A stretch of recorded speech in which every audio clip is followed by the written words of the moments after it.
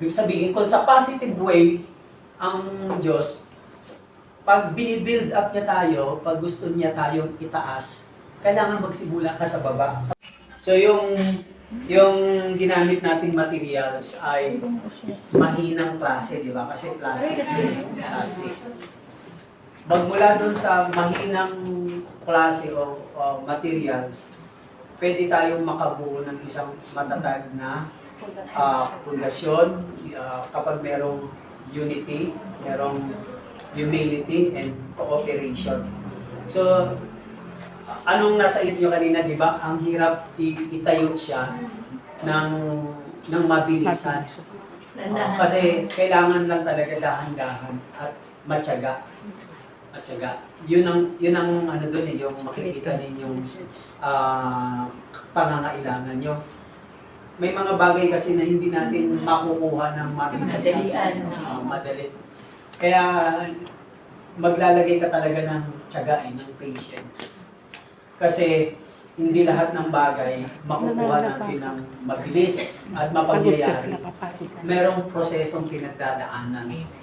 Tapos, pangalawa, makikita nyo doon is, you need to be careful. Kahit na gumagawa ka, iingatan mo pa rin kasi pag nasasagi mo yung iba, naapektuhan din yung iba. Nakita ninyo yung interconnection sa bawat isa. Ganyan sa gawain ng Panginoon. We are interconnected.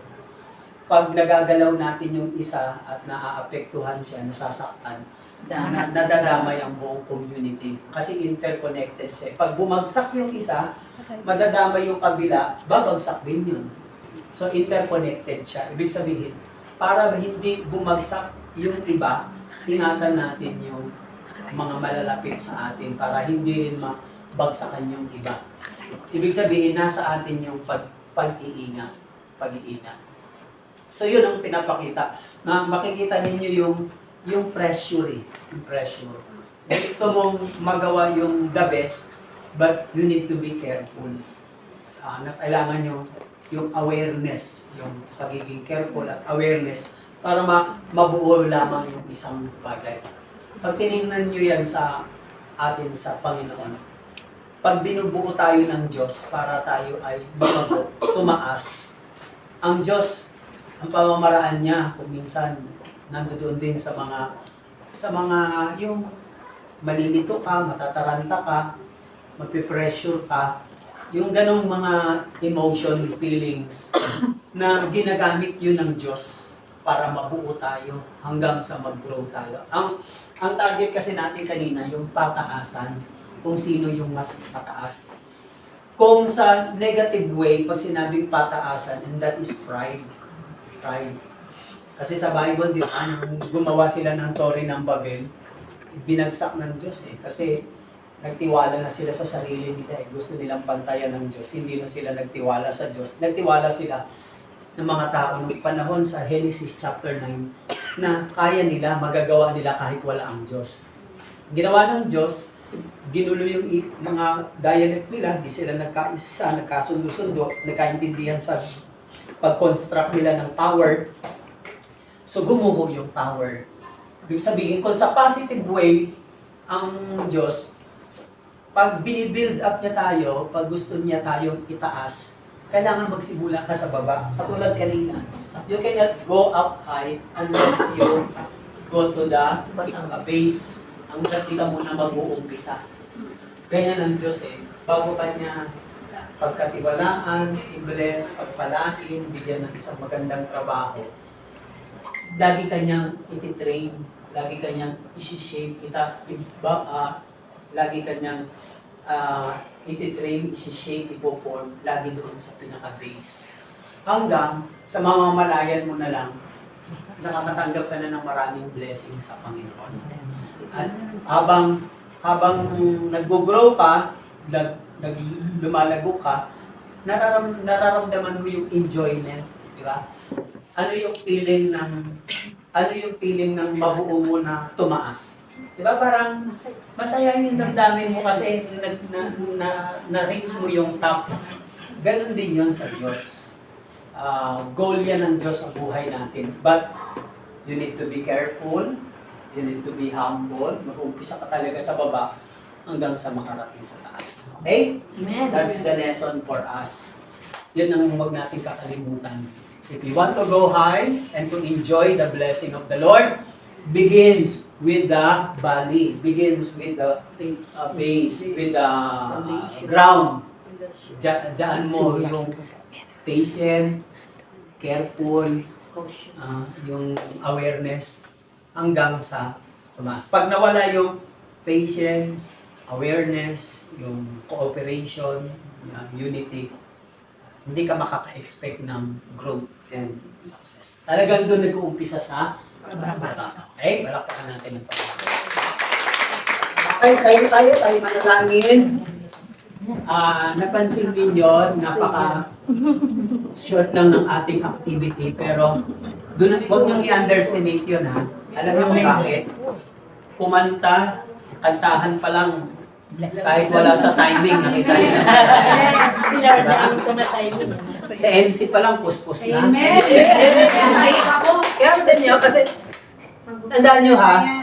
Every time we gather together, do not expect something spectacular activity or gathering. Kasi madidisappoint kayo dun eh. Kasi dahil naglalagay na tayo ng mga expectation. But without our knowing, sa mga ganong estilo lang, bawa yung ganong nasa timing na kanta, no? Tsaka yung kabisadong choreo.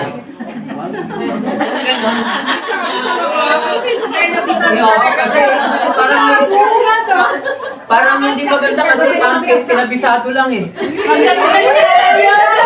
Huwag nang i-underestimate yung mga ganon kasi yung mga ganon, yung mga ganong activity, without our knowing, merong itinuturo ang Diyos.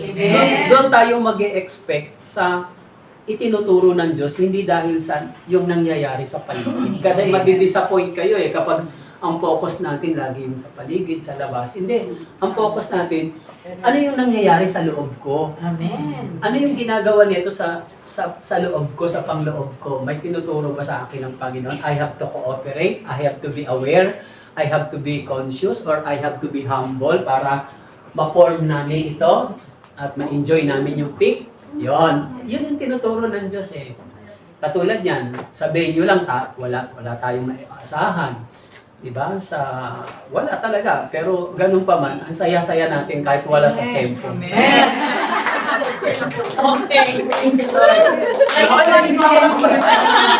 Panginoong Diyos, marami pong salamat sa mga ganitong simpleng activity, mga maliliit lang na bagay, pero meron po kayong pangungusap sa aming pangloob, sa aming inner being. We thank you, Lord, so much for giving us this kind of humility, awareness, and cooperation until we reach the top, your goal in our lives. Amen. Lord, salamat po ng marami. Ang lahat po ng ito ay aming pinagkakatiwala sa inyo. Kayo na po ang bahala sa aming pagtatrabaho dito sa Macau, pati sa aming kondisyon ng aming mga health, pati sa aming mga employer na nanalig at naniniwala. Nagtitiwala kami sa inyo, Panginoon, that you are the God who is in control. Wala pong bagay sa buhay namin na nangyayari o nagaganap na hindi nalingid po sa inyo. Everything works together for our good, Lord. Amen. We thank you, Lord, and we appreciate that in Jesus' name. Lord, we pray in the name of Father, the Son, and the Holy Spirit. Okay, ngayon po, bubulot naman po tayo para sa susunod. Nakikita niyo po yung paano po yung ginawa natin ngayon. Ganun po yung ating gagawin. Kaya lang, tayo mag-provinsyano. Okay, ngayon, ang bubulot po para sa praise and worship. Ito po, para sa praise and worship. GMA Bulacan, Calabarzon, at ang Pangasinan, Nueva Ecija at Visayas Grupo. Tigisa lang po. Kung sino po yung mag-praise and worship. Pakilista na. Pakilista yung magpupulot ngayon. Ito ang magkakasama po ito ang magkakasama GMA Bulacan, Calabarzon. Tapos Pangasinan, Nueva Ecija at saka Visayas Group. Okay, ito ay para sa praise and worship. Isa po.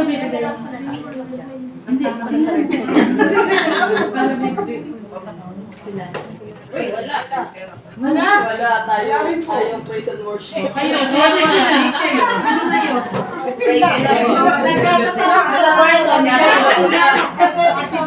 Next, presentation. Sino ba hindi nag-present? Yun ang pupulutin. Kami ang hindi nag-present. Natulog namin praise and worship. Kami po hindi pa nag-present. Ilocano, Pampanga. Present sila. Ilocano, saka Hindi pa kami nag-present, bali. Ay, present pa. Pinakaunang praise and worship, tapos ngayon kami ang next. Kayo MC ngayon. So ngayon sa next, kayo po present. Ay, hindi po. Baka po ako na. Hindi po kasi sharing. Wala pati kami sa sharing eh. Ay, kaya mo yung sis. Less na this as a sharing. Presentation. Okay, para po sa kapatid. Sa sharing, wala tama. Ito po ay next month, second Sunday of the month. Presentation niya. Presentation. Ito ay Sister Ali Pampanga Ilocano. Ano? Ay, ito Iloilo Mindanao na ito. Dito siguro ang prayer natin.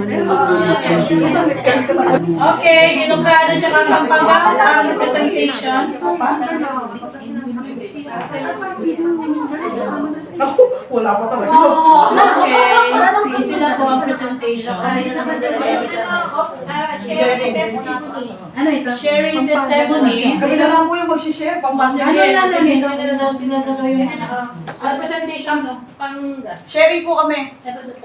Share, mag-share. Hindi, presentation. Ito mag-besi na tayo. Tapos, ang mag-MC po, ang mag-MC Iloilo, Mindanao. MC at saka opening prayer. Okay po? MC at opening prayer. Okay po? Okay ba sa'yo?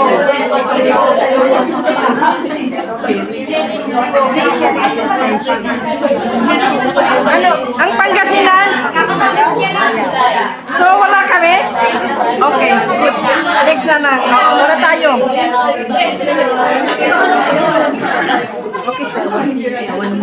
Wala tayo daw sa next. Okay, ulitin po. Ulitin po. Para po sa ating sa susunod na buwan, July 2nd Sunday of the month. Okay po, makinig po ha. Ang mag-praise and worship po ay ang GMA, Calabarzon at Bulacan. Kailangan yung ganun din ha. Basta ganun po, yung nakita nyo ganun. Ganung timing.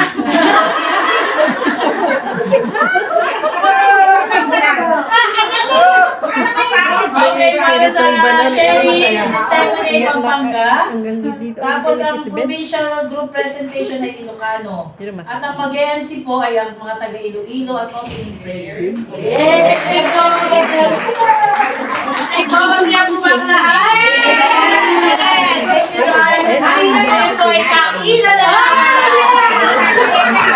Wala sa ating building. Pasig sila sa makapasig. Pasig lang mo na lang sa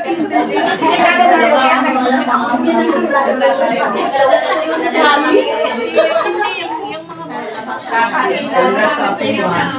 Sa ating nagpala. Architect din po, ang pangarap ko.